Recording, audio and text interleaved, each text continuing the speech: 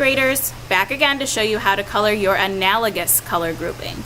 Analogous color scheme has three neighbors. So when you think of a neighbor, you think of when someone lives right next to you. So on the color wheel, we're going to focus on the large circles around the color wheel, and we're going to focus on three that are next to each other. So if I look at the color wheel and I choose violet, red, and orange, those are three that are in a line, just focusing on the large circles. If I were to choose violet, red, and green, that would not be an analogous triad because that is across from violet and red. So these colors have to be together along the perimeter of the color wheel. So you're going to choose three in a row, three neighbors. A group of three is called a triad. I mentioned it before. So you're going to choose a triad of analogous colors. So I'm going to choose violet, red, and orange. And you'll notice that this color grouping will seem like the colors are kind of similar. They're not standing out from each other like the complementary colors would.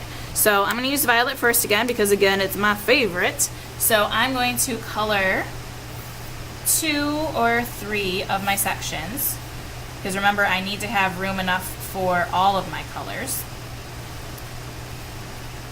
And I don't have very many spaces on this paper because it's kind of small. Yours might be bigger, so you might have some more space.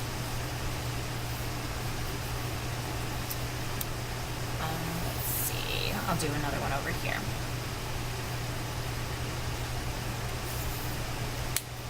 There we go, and then we'll do some red. There's my right angle there. Remember, a right angle is 90 degrees. So I need to focus on my lines when I'm coloring and not just scribble scrabble in. Like I said before, I like to outline my artwork in the space that I'm coloring so that I can color a little bit more quickly and just focus on where my color needs to stay. There's a little tiny space over here. I'm going to color red as well because I want to color all the spaces. And then I'm going to use my orange for this space. So these three colors do look similar because they all use the color red to create them. So in an analogous grouping, a lot of the times the colors are going to look similar because they are neighbors, they're right next to each other, and sometimes they use the same color to create them. If you look at the color wheel, if I'm choosing violet, blue, and green, those all use blue to create them. If I'm choosing blue, green, and yellow, I use blue and yellow to create green. So the colors are connected in a way when you choose analogous colors. So I'm all done with my analogous colors, and I'm going to get my black marker again and trace over the space between my colors so that they are divided better and stand out.